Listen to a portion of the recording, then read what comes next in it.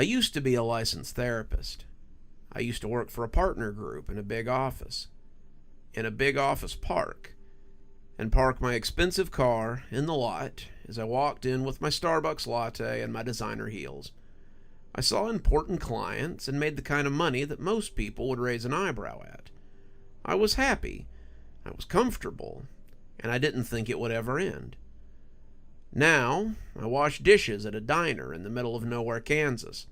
My hands are red and swollen, and my nails are rarely more than clear coat. I wear an apron instead of a suit, and my shoes are less Versace and more whatever is no-slip and on sale at Walmart. Despite this, I think I'm just happy to be alive. You'd probably say that sounds strange, but it's the God's honest truth. I was living well. I was thriving. And then COVID hit. Suddenly, there were no office visits, no Starbucks to pick up, no stores to buy my expensive shoes while people watched jealously. There was just me in my apartment, running appointments through Zoom. The partnership I worked for decided that they might try a change in how clients were distributed. Some of my rich clients, most of my rich clients, suddenly didn't have so much stress from their large companies or their mistresses, so they didn't see why they needed my services either. The ones who did showed up less and less, and most of us were used for this new program that was being rolled out to the public. I won't name drop. They probably don't want to be associated with me any more than I want to be associated with them. But it put therapists in touch with people who were stuck at home and in need of therapy. They were a long shot from the clients I was used to dealing with, but that was okay. My bills were still getting paid, my rich clients still called me on Zoom, and I was doing okay. The weird part was that I started to feel a little different about these new clients. It's strange the kind of perspective you can get from talking to people who have serious problems. Don't get me wrong, rich people have problems too, but suddenly I was hearing a lot more about childhood trauma and undiagnosed mental illness, rather than marital problems and the usual stagnation that comes with money. I felt, for a while, like I was making a difference. I felt like I was closer to doing real healing work, the kind I'd wanted to do when I first started. As I sat here in my comfy clothes on my couch, I felt like I did more than I ever had in my office in my pantsuit and my expensive shoes. It was nice. For a while. It was nice until I met Amber. Amber wasn't her real name, but I still believe in patient confidentiality. Amber was 22, still young enough to be on her parents' insurance, and it was her last year of college. She was working on her BA in English, had been since her senior year in high school, and she wanted to teach. Well, she had wanted to teach. Now she just wanted to stop feeling like she was constantly being watched. It started when I moved in freshman year, she told me, her hands scratching her arms absent-mindedly. I had a decent housing allowance on the grant that I had taken, and since the dorms were full, they let me rent a studio apartment, as long as it was close to campus and reasonable. I found one, and it was, so I set up there. It was nice. I'd never been on my own before, but I started getting the weird feeling that I was being watched. Paranoia can be common enough when you're in a new place, I said, making notes. Tell me about the apartment. What floor is it on? Is it just the one room? She nodded slowly, the hand still scratching. I could see fingernail marks on the skin as it went up and down. That was something we'd have to address eventually. I'm on the 6th floor, and yeah, it was just the one room, other than the bathroom. She shuddered. The bathroom is the worst. I always feel like someone is watching me when I'm in there. She looked away, seeming embarrassed to admit something. I started bathing in my bathing suit, just so I don't have to be naked in there. I added more notes. So it's unlikely that anyone is looking in on you from the windows, I stated, but her laugh cut me off. No, impossible, she said, turning the laptop to show me a series of dark and heavy drapes. I got these thick curtains, and at this point, the sun can barely get in. More notes. I see. Amber, why do you believe someone is trying to spy on you? Is this something that's happened before? Amber shook her head, and I winced as I saw a small trickle of blood run down her arm. You're bleeding, Amber. She looked down, surprised, and wiped it away with an old paper towel. Sorry, the scratching is something that started last year. It's a nervous tick. I can't seem to stop doing it. We talked more, Amber telling me how she felt watched constantly and how she was sure that someone was in her apartment sometimes. It was never anything concrete. Things that looked moved or chairs that seemed out of place, but it was worse now because Amber never left the house. None of us did, of course, but all her classes were online, and the part-time freelance work she did as a copy editor was remote too. She would come back from a shower or wake up in the morning and swear that something was different. I know it sounds crazy, she said, hand still scratching, but I know that things have been moved. Amber became one of my regulars pretty quickly. She went from having a session a week to nearly every other day. Her parents' insurance paid for it. It was good insurance, and I was happy to help her with her problems. I guess we sort of became friends. We talked so often that eventually she called me Carol, and I called her Amber, and we talked sometimes when she wasn't paying me. I was lonely, I suppose, with no parties to go to, no dates to bring home, and no colleagues to chat with. I was feeling the strain.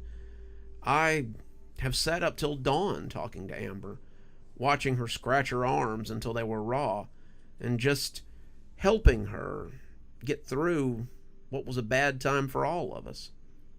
Part of the problem was that Amber refused to take the meds I prescribed for her. It wasn't that she didn't trust them. She admitted to being on antidepressants since she was in high school, but she wouldn't take them now. She was worried that someone was coming and going from her apartment, and if they found her all doped up, they might do something to her. She couldn't talk about it. Some things she wouldn't even talk to her therapist about, but I suspected there might be a history of physical abuse in her past. Not her parents. She spoke glowingly of them, but maybe a teacher or a caregiver. She had asked them to come and get her. She told me one night, after she'd called around 1 a.m., and they told her that she was just nervous and that she needed to finish this up. They said the lockdown won't last forever, and then things will go back to normal. But I don't know, Carol. This feels like a zombie movie sometimes, where things just never change. I'm scared. I'm scared almost all the time. I'm afraid that if someone does get me, that no one will even know I'm gone. I tried to assure her. I tried to get her to take her medicine, but nothing seemed to help. Amber was suffering from some pretty serious paranoia, and it was all I could do to keep her from doing something hasty. She told me that her building super was threatening to raise her rent after she'd asked him to change the locks for the 7th or 8th time that year. She was worried about getting kicked out, but also thought that getting kicked out might be the best thing to happen to her. It would give her some space from the epicenter of her anxiety. But then she would lose not only her deposit, but she'd violate her lease. A lease violation on her record would make it hard to get housing off campus anywhere in the city. And she needed to finish out her last year so she could graduate. She was getting hopeless, saying some pretty troubling things, and I was worried that she would do something drastic sooner rather than later. Then came the last week of August, a week that changed everything. Monday, someone called me during a session to tell me that Amber needed to speak with me right away. I told them to tell her that I would get in touch in 20 minutes, the end of my current session, and to keep her on hold until then. We had a meeting later that day, and this didn't bode well. Amber had kept me up until nearly 4 a.m. the night before, saying someone was walking around her house in the dark, but she couldn't see them. The secretary stayed on the line with her, and when I took over the call, I could hear her erratic breathing and wished I had rescheduled Mr. Stress Hair Loss for later. Amber, I can't break client meetings. You have to respect my patient, but she rode over me. Someone stacked the chairs in my dining room. That stopped me in my tracks. What? Someone stacked the chairs in my dining room. It looks like a poltergeist went to work in my kitchen alcove. I took a breath. That was a little different. Okay, Amber, you need to call the police. They're on their way now, she said, and this time I could hear her nails sliding up her arm.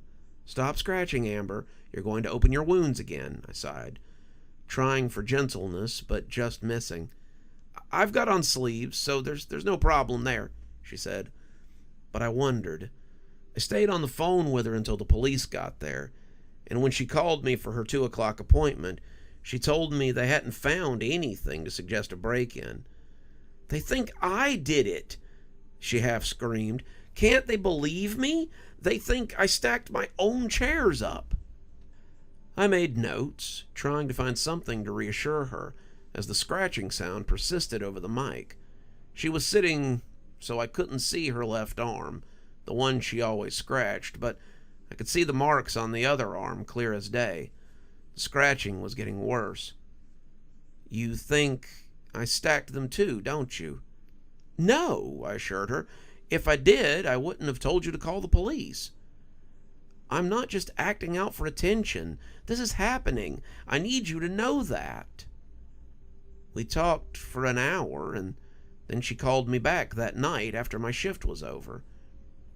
I didn't think she would ever sleep, and unfortunately I fell asleep while she was talking to me. I couldn't help it. I was so tired after staying up late the night before and then trying to stay up late that night too. I was still on the phone when she started screaming, and it woke me up. Someone had turned the burners on, all 4 of them, and they were glowing like coals when she woke up. The next day, it was someone standing over her bed who disappeared when she turned the lights on. The day after that, it was the sink in the bathroom and the kitchen, and Amber had water pooling on the floor by the time she woke up to find it. By Friday, Amber was a mess. Her arms were bloody ruins, and she was twitching as she sat on the call with me that night. There was a thunderstorm going on in the background, and I could see the flashes from under the curtains as it lit up the small apartment with each crash.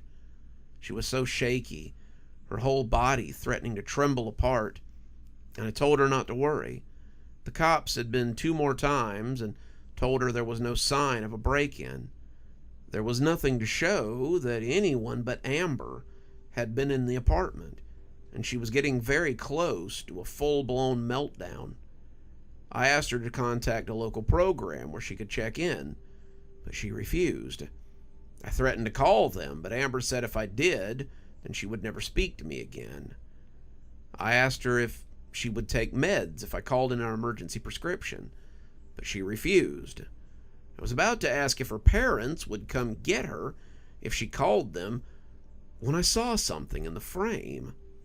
Amber was sitting at the table, the camera pointing to the area beside the TV, and the apartment was pitch black. One of the windows was open, but with the rain, there was little to no light coming in. As the thunder lit the apartment, though, ever so slightly, I saw something in the corner of the apartment. At first I thought it was a jacket on a chair, but it was much too high. Then I thought it might be a picture in the corner. Probably not. It was person-shaped, maybe, but it was so still that I couldn't be sure it wasn't my imagination playing tricks. Amber was crying, saying she felt like it might be easier to just walk away from everything. When the lightning flashed again, and I saw it again. It was something in the dark corner, human-shaped, and it was utterly still. "Are you even listening?" she screamed at me, and I jumped as I realized I hadn't said anything. Yes, Amber, I said, my eyes still on the corner. I'm just not sure how to help you. You won't flash. The corner was empty now. Good, I thought. I just imagined it.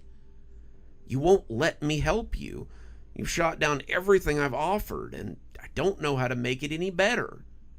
Just listen to me. Hear me, she said, leaning in close. I need help. I need someone to help me. I need... Flash. I saw it again. It was leaning against the thick curtains now, its face the milky white of a geisha, and it was looking straight at Amber. As the light passed, it was lost in darkness, but I still couldn't be sure of what I was seeing. The quality of these cameras were terrible, and it was hard to tell what it was and wasn't. Maybe it was just a stray collection of pixels in the end. Amber, I asked, keeping my voice calm, is someone there with you? That's what I've been saying, she screamed again. I've been telling all of you that someone is here. Why won't any of you believe me? Flash. I nearly screamed myself. The white face was right behind her, looking over her shoulder. It was a mask, at least I hoped it was, and it hung less than a foot from her head.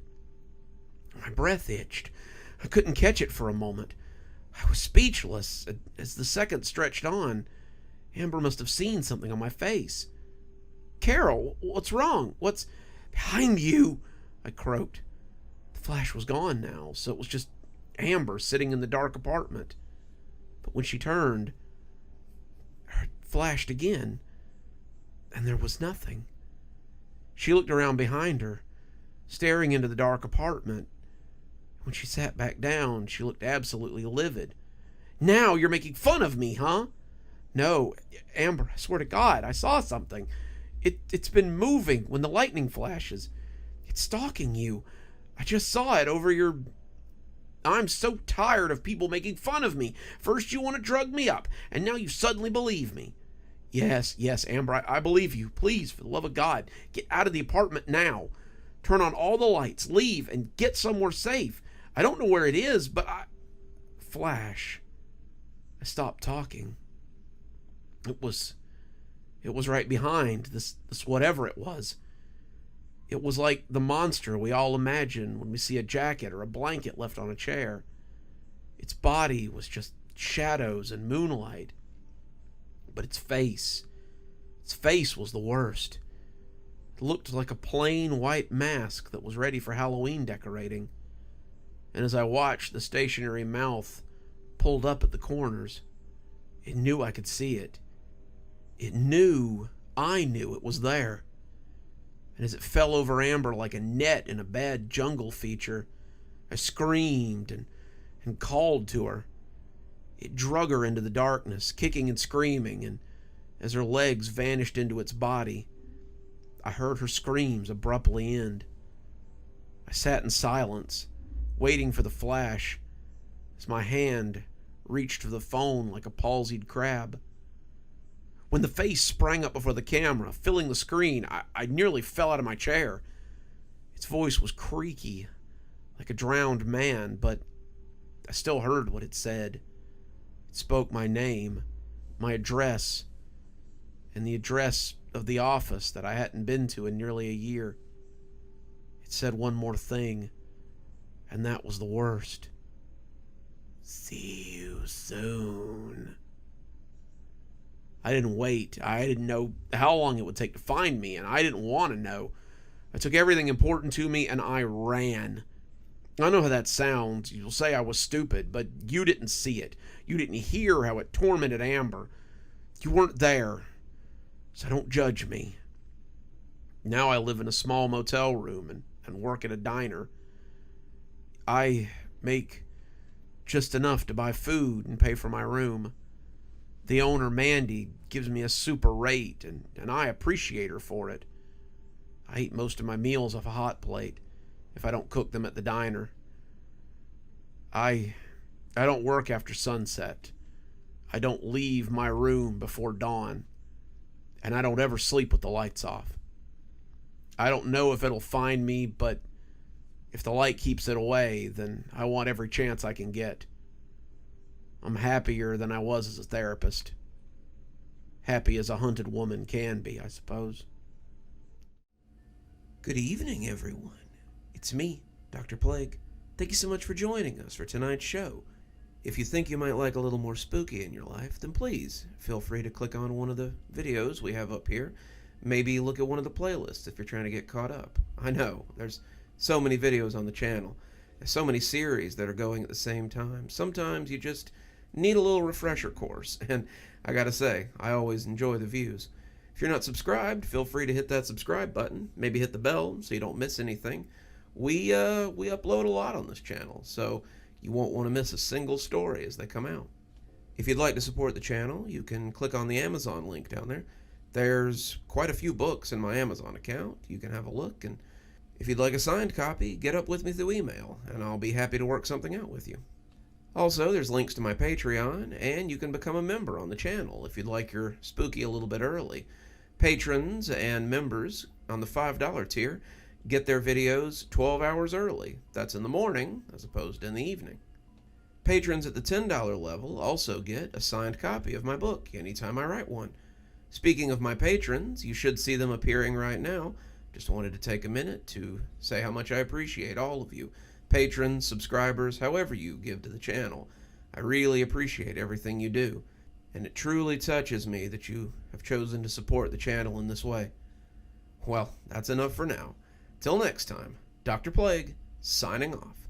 Have a wonderful evening.